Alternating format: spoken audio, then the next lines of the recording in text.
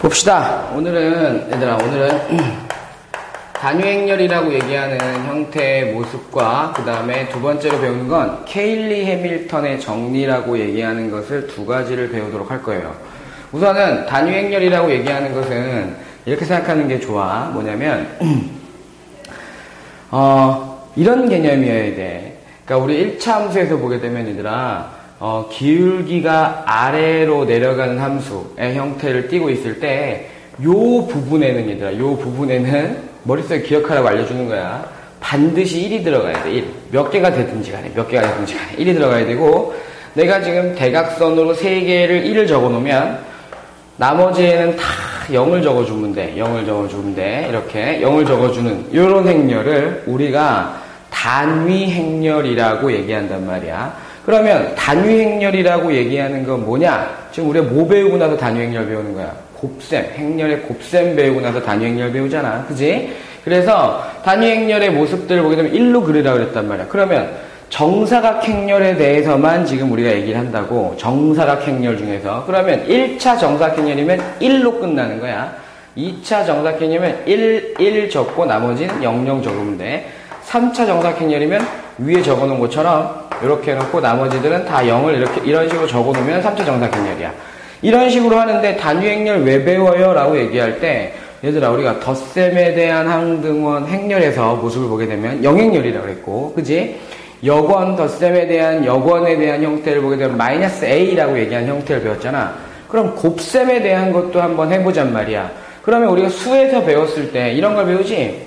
곱셈에 대한 걸 배울 때 a에다가 무엇인가를 곱했을 때 단위행렬 자기 자신 모습 나오니? 근데 사실은 어떻게 보면 실수책에서 배울 때 이렇게 적으면 틀려. 왜냐하면 이게 항상 성립해야 된단 말이야. 2 곱하기 a. 뭐야? 교환법칙이 성립한다라고 하는 전제하에 자신의 모습이 나오는 행렬. 그러니까 자신의 모습을 나오게 하는 원소를 우리가 항등원이라고 그랬잖아. 마찬가지로 우리가 단위행렬의 모습을 얘들아 영문자 2처럼 쓴단 말이야. 똑같이 2행렬이라고 적는데 이것도 단위행렬에 대한 어떤 성질을 보게 되면 이런 거야. a 곱하기 2를 해보았을 때 어떤 모습이 나오는지, 또 2 곱하기 a를 했을 때 어떤 모습이 나오는지. 선생님, 행렬은 교환법칙이 성립하지 않는다며. 교환법칙이 성립하지 않는 것들이 있는 거지 무조건 안 된다라고 하는 개념은 아니야. 예외적인 게 있기 때문에 우리가 성립하지 않는다라고 얘기하는 것 뿐이란 말이야. 그러면 이렇게 될 수 있는지를 한번 확인해 보자. 그럼 가장 대표적인 거 2차 정사각형으로 보잔 말이야. 그러면 ABCD에다가 1, 0, 0, 1이라고 하는 걸 곱했을 때 이렇게 한번 해봐. 이렇게 곱하게 되면 뭐 나와? A 나와. 그지? 그 다음에 곱하게 되면 B 나와. 그지? 그 다음에 이렇게 곱하면 C 나오네. 마지막 거 곱하면 D 나오네. 그지? 그 다음에 자리를 바꿔봐. 1, 0, 0, 1 자리를 바꿔서 A, B, C, D라고 얘기하게 되면 자리를 탁 바꾼 상태에서 보게 되면 이렇게 곱하니까 A 나오지. 그 다음에 반대 거 곱하니까 B 나오지. 밑에 거 곱하게 되면 C 나오지. 근데 연습했어야 돼, 곱셈. 이렇게 곱하면 D 나오지. 어이고, 다 모두 뭐가 나오더라? 자기 자신 나오더라. 그러면 단위행렬이라고 얘기하는 건 어떻게 보면 행렬에서 뭘 의미하는 거야? 곱셈에 대한 항등원을 의미한다는 거야. 항등원. 무슨 말인지 알겠지? 그 다음에 그 단위행렬이라는 모습을 보게 되면 얘들아 1, 0, 0, 1인데 그러면 어떻게 보면 우리가 숫자에서 생각했을 때 곱셈에서 보면 1이란 말이야. 그럼 1은 제곱을 해도 1이고 1은 100제곱을 해도 1이었잖아. 그럼 2도 한번 해보자는 거지. 2도 제곱을 해보게 되면 1001이라고 하는 걸 1001로 곱하게 되면 이렇게 곱했을 때 1 나오네. 그 다음 거 곱했을 때도 0 나오네. 이렇게 곱하면 0 나오네. 마지막 거 곱하면 1 나오잖아. 그러면 이 세제곱이라고 얘기하는 것은 얘들아 어떻게 보면 2의 제곱 곱하기 2야. 거듭제곱의 원리잖아. 그지? 거듭제곱의 원리니까 1001 곱하기 1001 하게 되면 또 뭐 나와? 똑같이 1001이 나온다. 그러면 여기서 확인될 수 있는 건 2는 몇 제곱을 해도 뭐가 나오더라? 2가 나오더라 라고 하는 원리가 성립된단 말이야. 그러면 단위행렬 2를 배우고 나서 뭐가 또 성립되느냐 잘 봐봐. A 플러스 2의 제곱이라고 얘기하는 곱셈 공식이 A하고 B라는 행렬, 다른 행렬, 단위 행렬이 아닌 다른 행렬일 땐 곱셈 공식이 성립하지 않았단 말이야. 그런데 우리가 한번 해보자고, 이렇게. 원리대로 똑같이 무식하게 해보는 거지 뭐. 그렇게 되면 이렇게 하면 A제곱, 그 다음에 이렇게 하면 더하기 뭐야? AE, 그 다음에 이렇게 하면 더하기 2A, 그 다음에 마지막 건 2의 제곱입니다. 야. 그러면 원리대로 보게 되면 얘들아 A하고 2A하고 어땠어?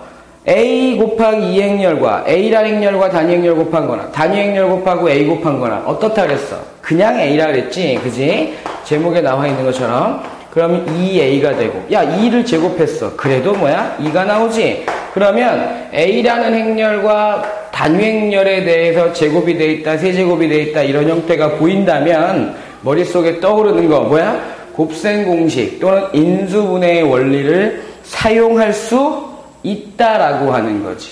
무슨 말인지 알겠지? 사용할 수 있다라고 하는 것을 머릿속에 기억을 하시기 바랍니다. 아시겠습니까? 이것이 단위 행렬의 가장 기본적인 원리였다. 그 다음에 배우는 게 뭐냐면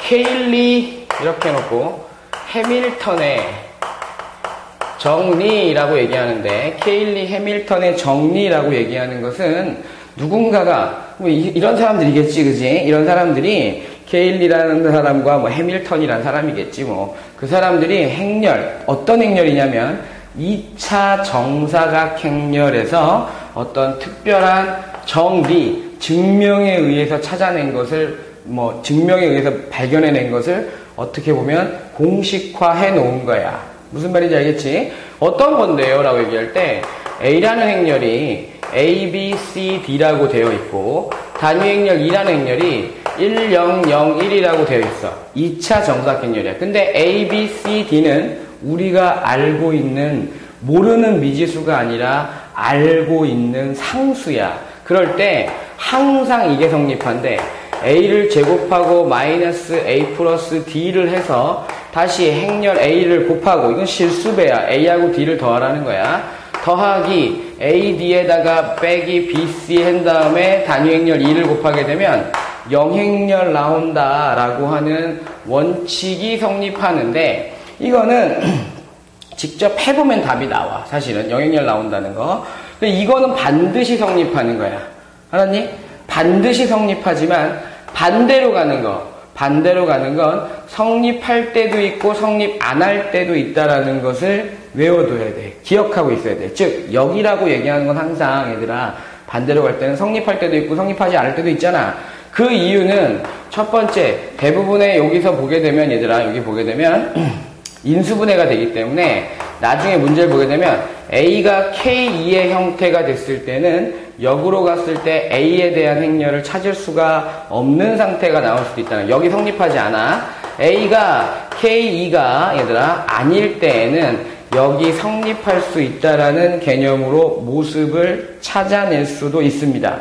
그래서 요거는 내가 증명하지 않겠지만 여러분들 요거는 하나 기억해 두면 좋을 것이고, 그 다음에 요거에 대한 활용도는 뭐냐면 사실은 케일리 해밀턴의 정리는 몰라도 얘들아 문제를 푸는데 큰 지장은 없을 수도 있어. 하지만 잘 봐봐. A제곱하고 그 다음에 요거는 A란 행렬이고 요건 2란 행렬이니까 이거는 언제 사용하냐면 차수를 얘들아 차수를 낮출 때 많이 이용된다라는 거. 그래서 잘 보게 되면 A제곱이라는 것이 얘들아 A 플러스 D의 A 행렬에 더하기 AD 마이너스 BC의 단위 행렬 2라고 하는 형태로, 마이너스지, 마이너스. 요렇게 제곱이라는 것을 차수를 낮추어서 문제를 풀 때 많이 이용된다라는 것을 머릿속에 기억을 조금 해두시면 좋을 것 같습니다. 문제 속에서 선생님이 케일리 해밀턴의 정리를 가지고 문제를 풀어갈 텐데, 다시 한번 문제를 풀 때 선생님이 되는 경우 안 되는 경우를 동시에 한번 살펴봐 줄게. 알았지? 그래서 그런 역으로 가는 모습도 한번 이해를 해주시기 바라고요. 문제는 뭐냐면 여기서는 외워야 될 게 두 가지지. 케일리 해밀턴의 정리를 한번 외워놓고 그 다음에 단위 행렬과 어떤 특수한 행렬이 더해지거나 빼지거나 이루고 있을 때 인수분해 공식 또는 곱셈 공식은 활용해도 무방하다라는 것을 반드시 머릿속에 기억을 하시기 바랍니다. 잠시 후에 문제 풀도록 하겠습니다.